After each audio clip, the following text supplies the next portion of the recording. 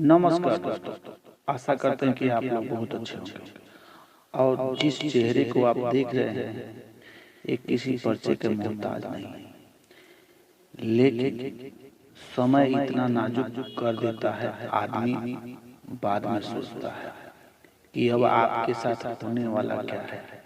खुशी आने में बहुत टाइम लगती है, लेकिन गम आने में टाइम नहीं लगता है दोस्तों।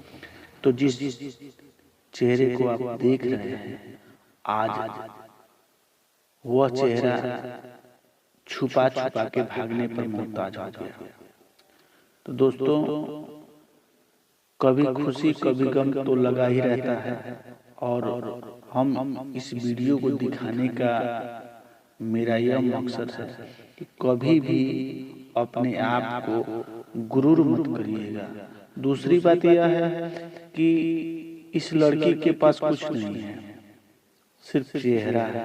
और कुछ लोग ऐसे वीडियो बनाते हैं कि जो सब कुछ दिखाते हैं वायरल होने के लिए, लेकिन किस्मत ऐसा है कि बिना कुछ दिखाए हुए भारतीय संस्कृति में रह करके देखिए कितना बढ़िया वायरल बेचारी हो गई। लेकिन लास्ट में ऊपर वाले का संजोग कहिए या किस्मत का खेल कहिए, अब यह छुपते फिर रही है और अंत दाव में यह हुआ कि इसको कुंभ मेला में से भागना पड़ा।